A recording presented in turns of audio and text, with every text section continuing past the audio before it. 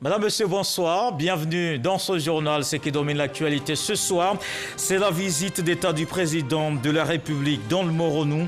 Alassane Ouattara est arrivé à Bongouanou ce mercredi. Le chef de l'État dans la région jusqu'au 12 septembre.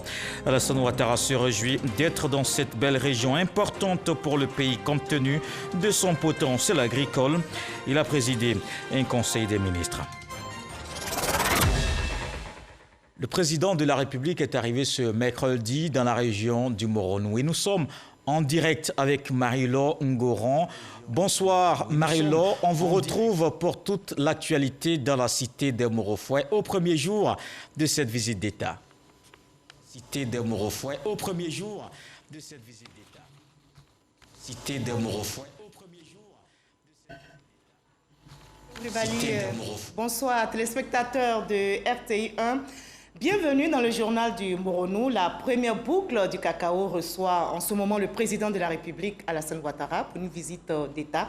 4 jours de communion avec le peuple morofoué. Le chef de l'État a entamé sa visite ce mercredi à Bongouanou.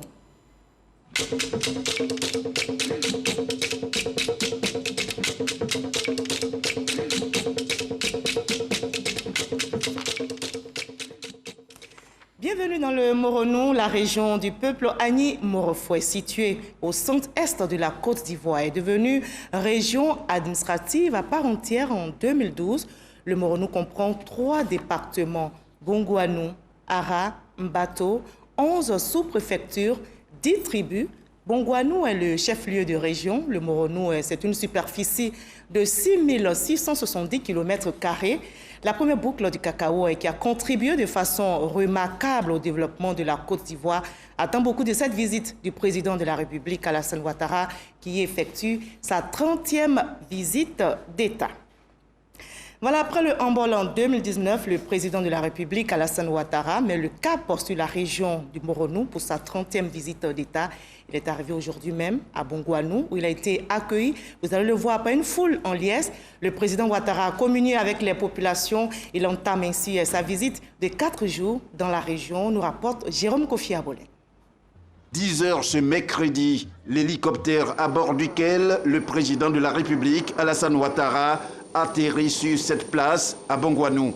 Le chef de l'État y descend sans cacher sa joie de se retrouver parmi les siens dans le cadre de sa visite d'État dans le Moronou. Je suis heureux d'être à Bongouanou, dans le Moronou, pour cette visite d'État que j'ai programmée depuis fort longtemps. Les circonstances ne nous avaient pas permis de venir plus tôt, notamment la pandémie coronavirus. Mais maintenant que les choses se sont bien améliorées, j'ai estimé que c'était le bon moment de venir voir mes parents du Moronou. Beaucoup le savent, j'ai un aîné qui a fait un demi-siècle ici à Bongouanou qui nous a quittés. Mais donc c'est une région que je connais bien et je dois dire que c'est une région importante pour notre pays compte tenu de son potentiel agricole. Et je me réjouis de faire cette visite, de pouvoir communier avec les populations, de voir ce que nous avons réalisé depuis ces 9 dernières années et aussi d'écouter les populations, de voir ce qu'il faut faire de plus pour améliorer le quotidien de nos compatriotes. Donc c'est une visite républicaine. Voilà, je dis bonjour à tous mes parents du Moronou. Je vous dis que je suis heureux d'être là et que je resterai toute la semaine, c'est-à-dire jusqu'à samedi, avec vous. Visite qui, outre le Conseil des ministres, sera essentiellement marquée par 3 meetings, respectivement à Ara, Mbato et Bongouanou. Il s'agit de la 30e et avant-dernière visite d'État du président Alassane Ouattara. La dernière, c'est-à-dire la 31e visite d'État du président de la République, se fera après celle du Moronou dans la Marawi. Et les populations civiles et militaires sont aussi mobilisées pour cette visite d'État du président de la République dans le Moronou. À son arrivée ce matin à Bongouanou, chef-lieu de région, le président Ouattara a eu droit aux honneurs militaires, nous rapporte Abou Sanogo. Bongouanou, ville et chef-lieu de la région du Moronou aux couleurs de la visite d'État du président de la République Alassane Ouattara. Grande mobilisation des fils et filles de la région pour l'accueil du chef de l'État. Danses et chants, Avant l'arrivée de l'illustre hôte, ces populations sont venues de toutes les zones de Bongouanou. En effectuant les déplacements, elles n'ont qu'un seul vœu, voir et toucher le président de la République, Alassane Ouattara, lui témoigner leur attachement et leur affection. Celui qu'elles attendaient est arrivé à 10 h à l'Arc de Triomphe à l'entrée de la ville. Le chef de l'État Alassane Ouattara a été accueilli par le Premier ministre, ministre de la Défense Ahmed Bakayoko et les autorités locales avant d'aller s'incliner devant le drapeau pour l'exécution de l'hymne national et recevoir les honneurs militaires dus à son rang.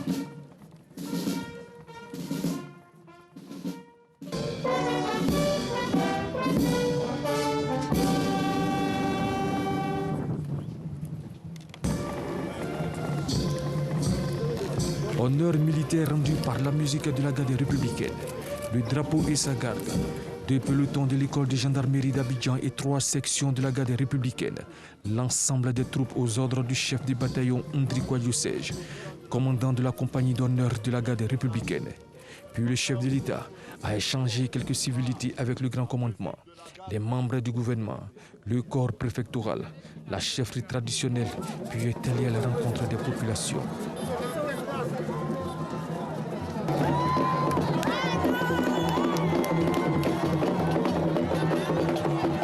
À bord de son véhicule, le président de la République Alassane Ouattara a pu communier avec les populations de Bongouanou sorties nombreuses pour l'accueillir. Voilà, le peuple Agni Morofoué s'est mobilisé massivement pour cette visite. Notre reporter Eric Goré a suivi le parcours du chef de l'État jusqu'à la préfecture. Les populations sont sorties pour accueillir leur président. Voyons ensemble cette communion entre le chef de l'État et le peuple Agni Morofoué à Bongouanou ce mercredi. Le drapeau de l'État flotte sur Bongouanou, annonce un événement qui engage la République de Côte d'Ivoire. Et pour bien faire les choses, une aide d'honneur de 3 km allant de l'Arc de Triomphe jusqu'à la préfecture est en place. Ce sont des hommes et des femmes accompagnés de leurs enfants. Parmi eux, des groupes de danse, des groupes d'animation, des groupes de chanteuses traditionnelles.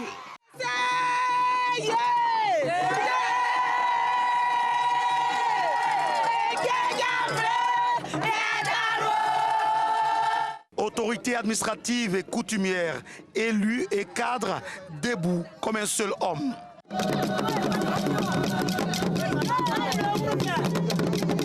Notre priorité, vraiment, c'est au niveau de l'eau. Parce que toutes les populations souffrent de manque d'eau. Et ça, c'est très crucial pour les populations. Parce que vous savez que l'eau, c'est source de vie. Le citoyen lambda est aussi présent et arrêté depuis ce matin pour attendre le président. Depuis 5 heures, on est là. Donc actuellement, on veut voir le président. Certains sont venus juste pour voir le président. Toujours je vois la télé. Il faut qu'aujourd'hui, moi-même ici, je vois vis-à-vis.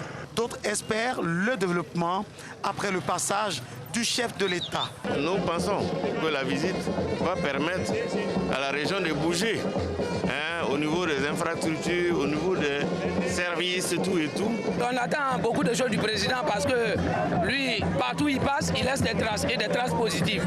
Je pense qu'en venant ici aujourd'hui, il va faire encore il va poser des actes plus positifs qu'il a posé aussi ailleurs. Comme si le président avait entendu ses doléances. Ses propos coïncident avec son entrée à Bongouanou. Le capitaine Alassane Ouattara est à Bongouanou, debout à bord de son commande-car avec les mains en l'air pour saluer ses compatriotes. Félix Houphouët-Boigny disait que le capitaine hors de l'eau n'est rien. Alassane Ouattara, un chef toujours au contact de ce peuple qu'il admire bien. Ces images montrent la réaction immédiate de ces braves hommes et femmes qui suivent le cortège du président.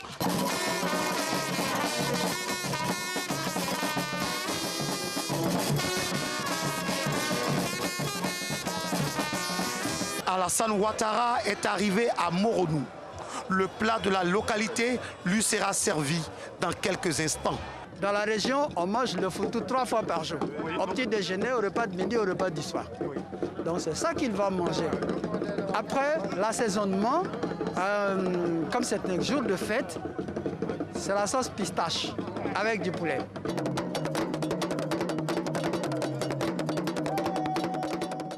Voilà, ils attendaient cette visite, c'est fait. On écoute à présent la réaction des populations du Moronou. Heureuse, vous allez le voir, d'accueillir le président Ouattara. C'est au micro de nos reporters. C'est depuis près d'un an que la population du Moronou est prête pour recevoir le président de la République. Vous vous rappelez que, contrairement aux autres régions, c'est la population elle-même qui a demandé au chef de l'État d'effectuer cette visite. Et comme on le dit chez nous, lorsque vous appelez quelqu'un pour venir chez vous, vous ne lui demandez pas les nouvelles. Vous savez pourquoi il est là. Je pense que ce sera une visite inoubliable dans la mesure où c'est la première fois que presque toute la population reçoit un chef d'État en mode visite d'État. En tant qu'élu, il est de mon devoir de venir accueillir le chef de l'État qui vient en visite d'État. Nous n'avons pas de voie, nous n'avons pas d'eau. Tout ça, ça nous manque. Donc nous espérons que l'arrivée du chef de l'État pourra nous permettre d'avoir tout cela. On attend le développement, mais on l'a déjà constaté. Il a toujours été dit que la route précède le développement. Et de Dimokra ici, la route est très bonne. Quand nous sommes arrivés, c'est déjà le premier pas. Nous accompagnons le président de la République dans son engagement vis-à-vis de la paix en Côte d'Ivoire et la stabilité politique et dans le développement. Donc nous l'encourageons dans ce sens-là et nous attendons beaucoup au président de la République dans le développement de notre région. Pour une première fois dans l'histoire de la Côte d'Ivoire que un président arrive dans le Moronou, c'est une grande joie. Donc pour cela, je vois une grande mobilisation. Je dis oui au président de la République, Alassane Ouattara. Pour son arrivée, nous sommes dans la joie et que le Seigneur veille sur lui. C'est ce jour qui va passer ici à Bongouanou, en bateau Ara, qui soit dans la main du Seigneur. Depuis l'annonce de son arrivée, on voit que vraiment le Moronou, la région est en train de se développer. Actuellement, mais tout le pays même en chantier. Moi, je suis à Djoukourou de Dabou, mais chez moi à Dabou, actuellement, les machines sont en train de travailler. Et ça, c'est vraiment, je suis content. Voilà, à peine arrivé dans le Moronou, le président de la République s'est mis à la tâche. Il a présidé un conseil des ministres aujourd'hui à la salle des conférences de la préfecture de Bongouanou. À l'ordre du jour, plusieurs sujets, notamment le développement du Moronou. On peut évoquer l'électrification, l'adduction en eau potable de plusieurs villages, le reprofilage et le bitumage des routes. Viviane Aimé. Considéré comme un bastion de l'opposition politique, cette visite d'État du président de la République Alassane Ouattara dans la région du Moronou, à 1 mois et demi de l'élection présidentielle, ne peut donc pas être considérée comme une visite à caractère politique. Cette visite d'État, à l'instar des différentes visites d'État du président de la République dans les autres régions du pays, revêt plutôt un objectif de développement et en la matière, la région du Moronou souffre depuis plusieurs décennies d'un manque criant de développement. Cette visite d'État marquée dès l'entame par un conseil des ministres de tout le gouvernement au complet, réuni dans les locaux de la préfecture de Bongouanou, chef-lieu de région, pour statuer sur les solutions à apporter aux nombreux besoins de la région, peut être considérée comme un acte historique dans le Moronou. Le train du progrès lancé par le président Alassane Ouattara et qui sillonne toutes les régions de Côte d'Ivoire sans distinction est arrivé ce mercredi 9 septembre dans le Moronou. Défavorisée dans son développement par son ancien rattachement à Dimbokro, la nouvelle région du Moronou, créée en 2012 par le président Ouattara, a de grands besoins de mise à niveau, nonobstant ce qui a été fait depuis 2011. Cette région capitalise aujourd'hui une population estimée à 352 616 habitants. Ainsi, au chapitre des états des lieux, dans le secteur primaire, l'économie de la région repose principalement sur l'agriculture. À cette culture s'ajoutent des nouvelles spéculations telles que l'EVA, le palmier à huile et l'anacarde.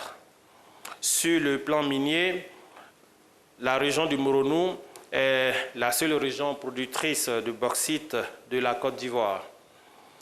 Bien sûr, l'orpaillage clandestin de l'or constitue un danger pour cette région, singulièrement dans le département de Bongouanou. Et d'ailleurs, à cet effet, le ministre en charge des mines a prévu l'ouverture incessamment d'un chantier école qui permettrait d'adresser le sujet, en plus bien sûr de la création d'un comité de développement local minier. Sur le plan industriel, par ailleurs, cette région dispose de 2 unités de production, l'une spécialisée dans la production du savon et l'autre dans le domaine du bois. Au niveau des infrastructures, au titre de l'électricité, sur 117 villages, 90 villages sont déjà électrifiés et 14 initiatives d'extension de l'électricité sont en cours d'exécution, pendant que les 10 autres projets d'extension devraient voir le jour dans le courant de l'année 2021. Au niveau de l'hydraulique, sur un besoin de près de 4000 m3 d'eau par jour, aujourd'hui la région du Moronou n'en dispose que de 2000. Et c'est d'ailleurs ce qui a justifié l'initiative du ministre en charge de l'hydraulique dans le sens de la création d'une unité de production d'eau potable qui devrait produire l'équivalent des 2000 m3 d'eau jour attendus, et qui d'ailleurs, cette unité verra son inauguration durant cette visite d'État du président de la République. Et complémentairement d'ailleurs à cette initiative très forte, structurante, ce sont 16 châteaux d'eau qui ont été construits dans la région depuis 2011. Et 10 autres châteaux d'eau sont en voie de construction. Ce qui veut dire en somme que la problématique de l'eau devrait ainsi trouver une réponse définitive dans cette région. Sur l'ensemble de tous ces différents chantiers et de bien d'autres, le chef de l'État a instruit les ministres sectoriels à l'effet d'accélérer les investissements pour la renaissance de cette région qui fut, il faut le relever, un pôle très important de la boucle du cacao. Hormis les solutions envisagées aux besoins de la région, le Conseil a également pris des décisions visant à l'amélioration des conditions de vie de la population ivoirienne dans son ensemble. On note entre autres le plafonnement des prix de certains produits de grande consommation. Compte tenu du contexte socio-économique difficile engendré par la crise sanitaire due à la pandémie de Covid-19, ce décret pris après avis de la Commission de la concurrence proroge de 3 mois supplémentaires la mesure de plafonnement des prix du riz, du sucre, de la tomate concentrée, de l'huile raffinée et de la viande en vue de faire barrage aux pratiques spéculatives sur ces produits de grande consommation. On note aussi le projet d'électrification de 1338 nouvelles localités rurales du pays et pour lequel le financement est déjà trouvé. Ce tout premier conseil des ministres du gouvernement ivoirien, ce mercredi 9 septembre sur la terre de Bongouanou, s'inscrit déjà en lettres d'or dans l'histoire de ce département.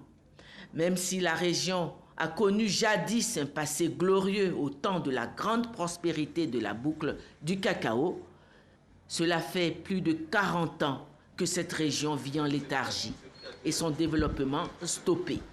Cette visite d'État peut être considérée comme le début d'un renouveau pour le Moronou.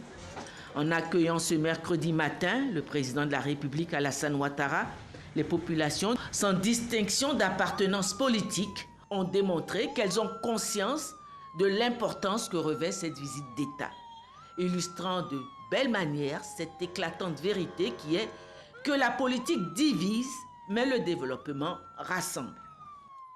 Et le développement est en marche. Le président de la République joint justement l'acte à la parole. Après le conseil des ministres tenu ce matin à Bongouanou, le chef de l'État s'est rendu dans le village de Nana Souakro. La localité est désormais électrifiée. Le président Ouattara, vous allez le voir, procéder à la mise sous tension de la bourgade à la grande joie des populations. Nana Souakro, désormais connecté au réseau électrique. Un reportage de Mama Traoré. Il est 18h05. Lorsque le président Alassane Ouattara met sous tension le réseau électrique du village de Nana à Souakro, des ténèbres qu'a toujours connu ce village, jaillit enfin la lumière des lampadaires. Fini donc l'époque où il fallait compter sur l'éclat de la lune et des lampes tempêtes pour distinguer le blanc du noir. C'est un rêve qui se réalise, c'est un rêve. Depuis 60 ans, nous sommes dans le noir. Je crois que c'est un événement inoubliable que nous allons célébrer au-delà du 9 septembre. C'est le début du développement pour Nana à Souakro dès maintenant. Ils peuvent désormais être connectés à l'ensemble du monde entier. Et nous disons grand merci au président de la République qui a inscrit ce village de mes ancêtres sur la liste des villages qui bénéficient du programme d'électrification de notre pays. Dans ce village, les travaux ont consisté à tirer une ligne de 500 mètres et de en haute tension d'installer 50 poteaux, d'installer donc 50 lampadaires et de poser un transformateur de donc 50 kVA. Et donc le coût des travaux, c'est 84 millions de francs CFA. Ce n'est pas un privilège pour Nana Aswakro de bénéficier du courant, car le village est éligible au programme national d'électrification rurale PRONER, parce que comptant au moins 500 habitants. Dans le Moronou, beaucoup de travaux ont été lancés depuis 2012. Et ces travaux ont permis de faire passer le taux de couverture d'électricité dans la région du Moronou de 63% en 2011 à 87% à fin juin 2020. Et l'objectif et les instructions du président de la République, c'est que nous passions à 100% avant la fin de l'année 2020. Prochaine localité à électrifier dans la région du Moronou, le village d'Assikro dans le département d'Ara. La mise sous tension aura lieu ce jeudi en présence du chef de l'État. Et les femmes du Moronou se sont aussi mobilisées pour cette visite d'État. Elles sont heureuses. La première dame, Dominique Ouattara, est arrivée aujourd'hui en début d'après-midi dans la région avec les bras chargés. On en sait plus avec Alexis Bouetraouko.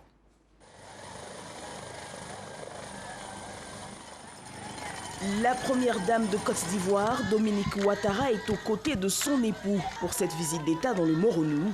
Elle est arrivée en début d'après-midi ce mercredi à Bongouanou, les bras chargés de cadeaux, particulièrement pour les femmes. Qu'est-ce que vous ramenez dans vos valises pour les femmes du Moronou? Plein de choses, vous verrez cela vendredi. Mais en tout cas, je suis très heureuse d'être dans le Moronou et aujourd'hui à Bongouanou. Vraiment, très très heureuse. Vendredi, Dominique Ouattara fera d'importants dons, suivis de remises de chèques FAFSI aux femmes du Moronou. Les jeunes sont aussi au centre de cette visite. En marge de la visite d'État, 3 ministres étaient face aux jeunes de la région. Le ministre Mamadou Touré, le ministre Anoblé Félix et la secrétaire d'État Belmont Dogo. Rendez-vous avec la jeunesse est une tribune d'échange initiée par le ministère de la Jeunesse et de l'Emploi des Jeunes. Et cette tribune vise à aborder avec les jeunes et sans détour toutes leurs préoccupations. Abou Sanogo. Le gouvernement se rapproche des jeunes du Moronou. Objectif, répondre à leurs préoccupations. Des échanges francs entre membres du gouvernement et jeunesse de Bongouanou, de Mbato et d'Ara. Plusieurs sujets ont été abordés à cette rencontre qui s'est tenue au foyer des jeunes de Bongouanou, notamment comment favoriser l'insertion professionnelle des jeunes de la région à travers des activités génératrices de revenus, le phénomène d'orpaillage dans le Moronou, le fonds d'appui aux jeunes et le problème d'emploi des jeunes. Ce cadre d'échange et de concertation est une initiative du ministère de la Jeunesse et de la Promotion des Jeunes. Cette étape de Bongouanou intervient en marge de la visite du chef de l'État. Ça nous a permis de faire un point avec les jeunes, de comprendre leurs préoccupations, leurs attentes, leurs inquiétudes.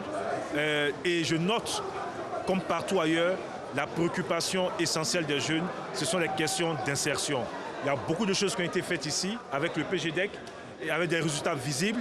Beaucoup de choses ont été faites dans le cadre d'Agir pour les jeunes, où des centaines de jeunes ont bénéficié de financement. Nous avons décidé de lancer Agir 3 avec des centaines de jeunes qui vont bénéficier encore de financement. Et les jeunes nous ont demandé de continuer dans cette dynamique. Félix Anoblé, ministre de la Promotion des PME, et Miss Belmont Dogo, secrétaire d'État chargé de l'autonomisation de la femme, et Mamadou Touré ont tour à tour invité les jeunes du Moronou à la responsabilité, à la prise de conscience et à privilégier l'intérêt général. Et ces jeunes se sont engagés à profiter des opportunités offertes par le gouvernement pour leur bien-être. Le ministre nous a présenté les opportunités qui s'offrent aux jeunes, et va nous permettre de nous prendre en charge au lieu de s'adonner à des activités de banditisme. Donc le ministre nous a présenté tous les atouts qu'offre son ministère à tous les jeunes de Côte d'Ivoire. On a fait le tour de tous les jeunes, de tous les villages, de tous les hameaux pour lancer un message clair.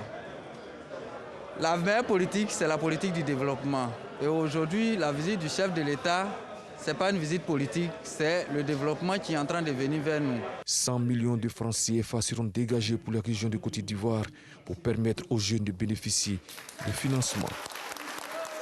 La sécurité est également au menu de cette visite d'État. Les forces de l'ordre sont mobilisées. 3400 militaires, gendarmes et policiers sont déployés dans le Moronou pour la sécurisation des biens et des personnes. On retrouve Abou Sanogo. Ce point de situation avait pour objectif de s'assurer de l'effectivité de l'exécution de la mission des différentes parties engagées dans la sécurisation de la visite d'État du président de la République Alassane Ouattara dans la région du Moronou. Pour ce faire, ce sont plus de 200 véhicules mobilisés et 3400 militaires, gendarmes et policiers déployés sur l'ensemble de la région pour le bouclage de la zone. Tour à tour, les chefs de cellules en charge de l'opération, de la logistique, du soutien de l'homme et de la communication ont présenté au commandement leur plan d'action pour la réussite de la visite présidentielle.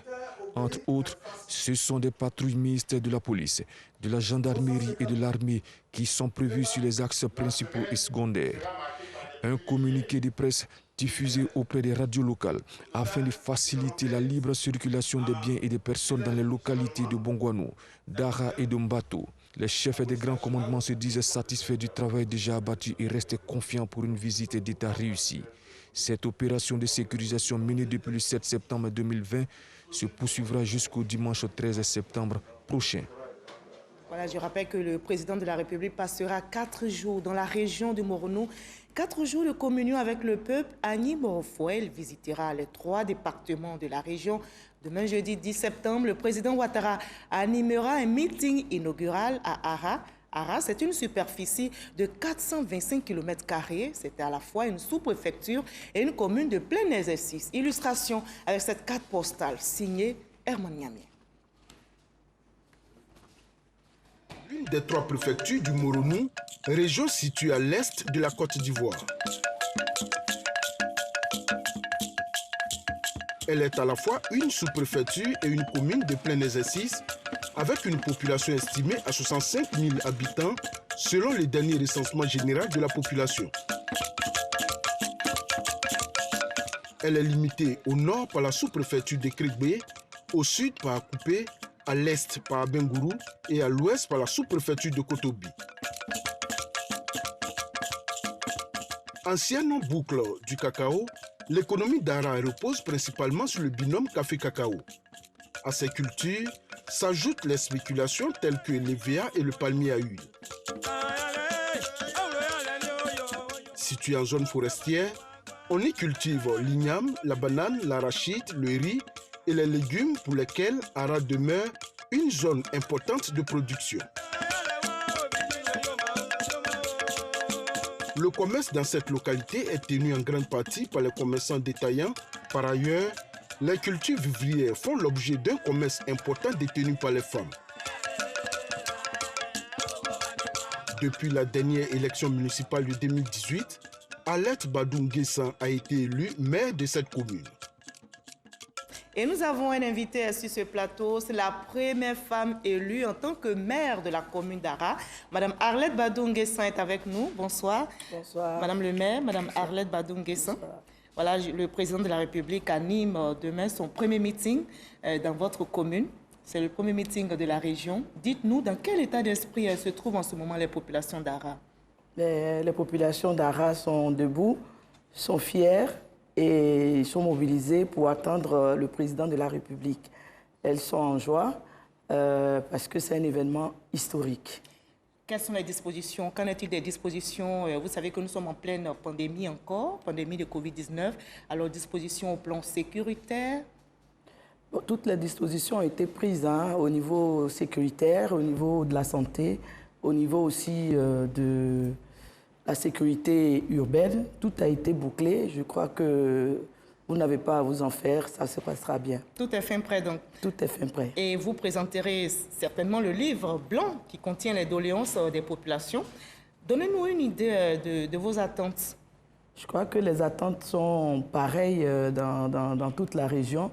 Nous attendons que l'économie soit boostée à travers l'industrialisation et pour permettre aux jeunes une employabilité. Nous attendons aussi des projets générateurs de revenus. Nous attendons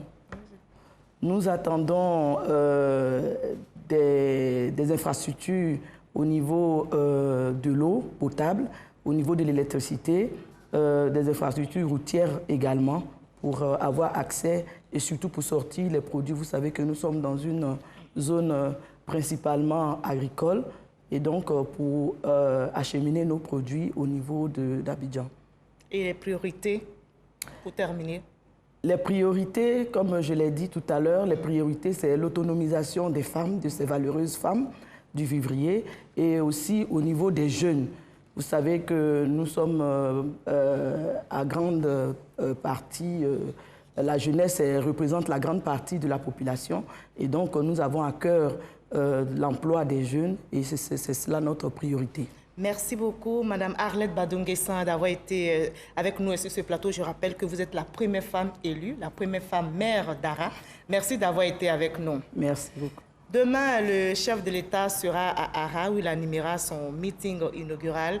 Les populations sont enthousiastes et attendent de cette visite de réelles retombées, nous explique Eugène Atoubi. Ara dans son aspect des grands jours, prête pour l'accueil du président de la République ce jeudi. Partout dans la ville, les signes de l'empressement des populations à recevoir l'hôte de la UAMI. Demain, à partir de 4 heures, on va prendre le lieu pour pouvoir accueillir notre président sur notre territoire Ara ici. Nous voulons bien qu'il nous aide à avoir des sociétés qui peuvent donner une opportunité aux jeunes d'Ara pour travailler. L'enjeu de cette visite, de nouvelles perspectives pour toutes les composantes de la population, jeunesse, femmes et producteurs de cacao à qui le département d'Ara doit son essor. Les planteurs travaillent au champ, mais l'assurance maladie n'est pas à leur niveau. Donc on a besoin de cette assurance-là, c'est tellement important pour nous.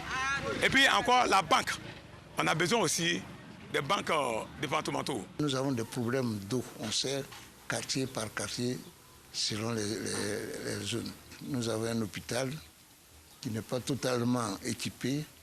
Ara, dans tous les domaines du développement, va se révéler à son hôte sur fond d'espoir. Le peuple a entamé la construction de la cour royale. Si le président peut nous donner un coup de main pour l'achèvement, nous lui serons infiniment reconnaissants. Il y a aussi une route qui part de Cardona jusqu'à Kribé, qui traverse une zone d'exploitation cacaoyère très importante. Si cette voie-là pouvait être prise en compte pour un bitumage, nous serons très heureux.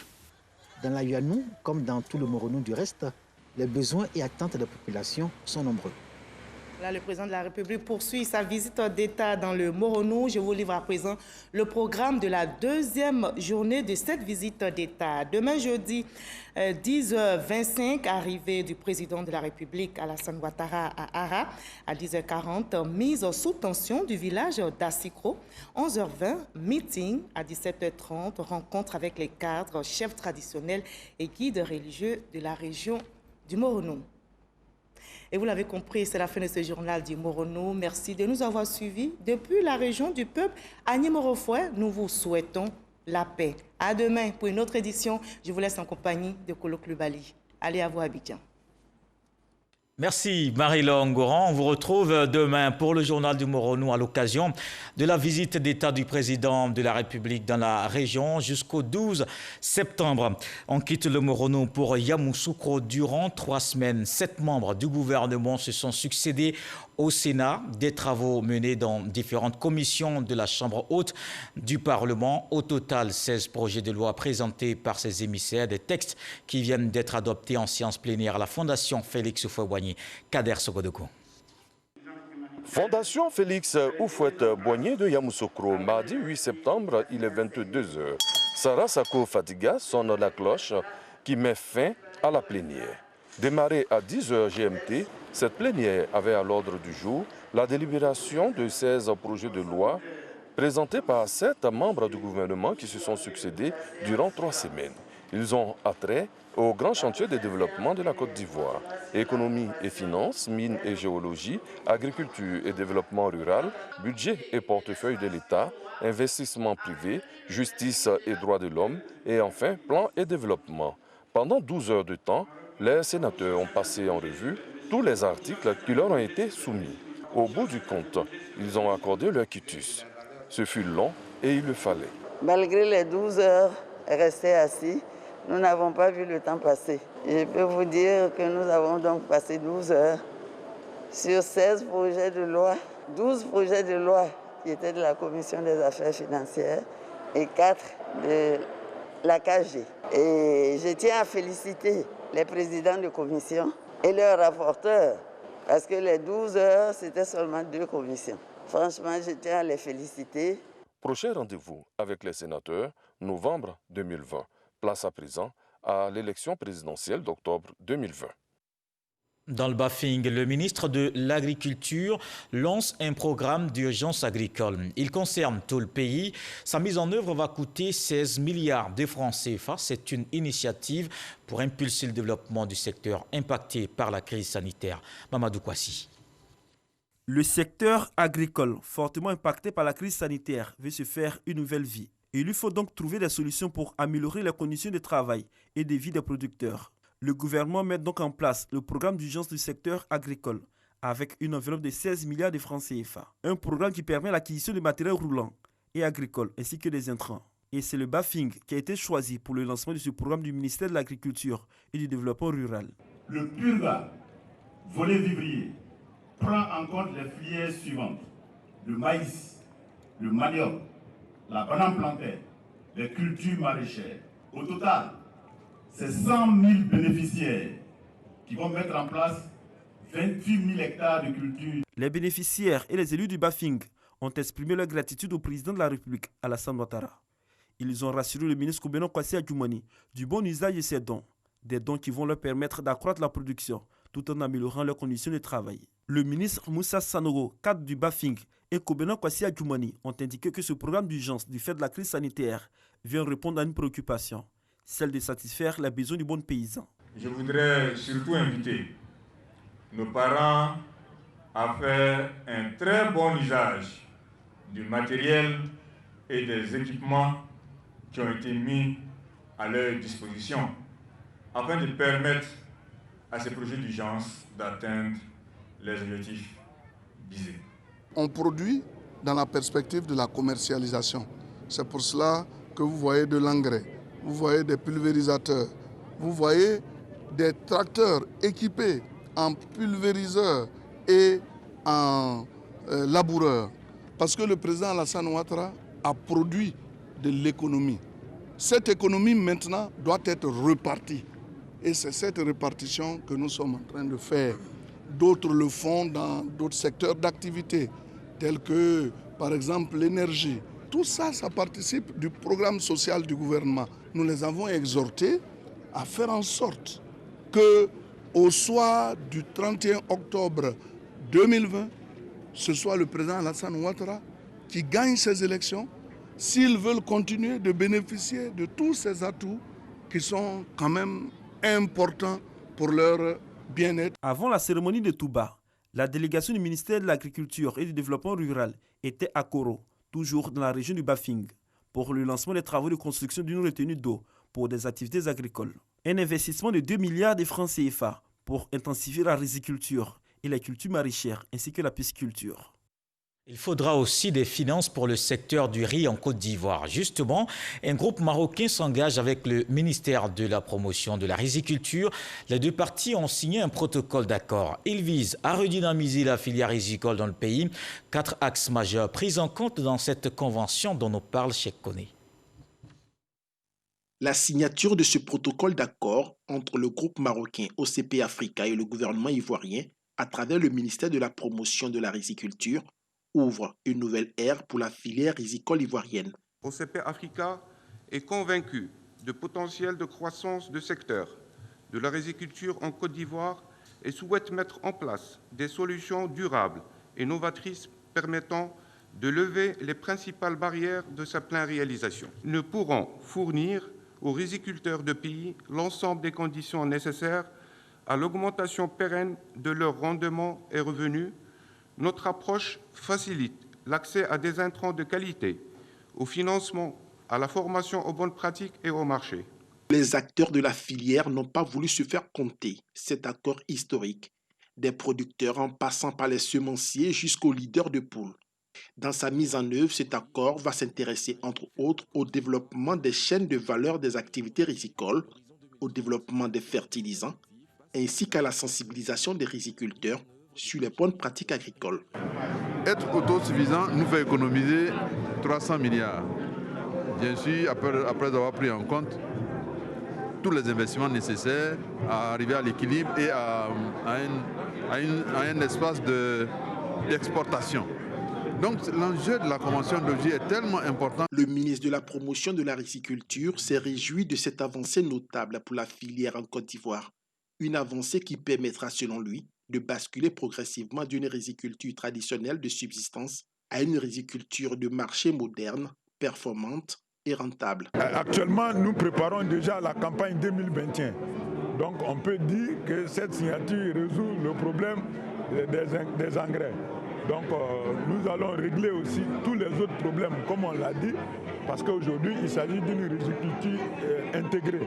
Il faut réduire les problèmes d'irrigation, les problèmes d'exploitation des parcelles, les problèmes de fourniture de l'ensemble des intrants aux paysans. En Côte d'Ivoire, selon les statistiques, chaque Ivoirien consomme environ entre 45 et 70 kg de riz par an. Le riz est ainsi considéré comme la denrée alimentaire la plus prisée du pays. La lutte contre la Covid-19 continue. Restons mobilisés pour arriver à bout de la pandémie.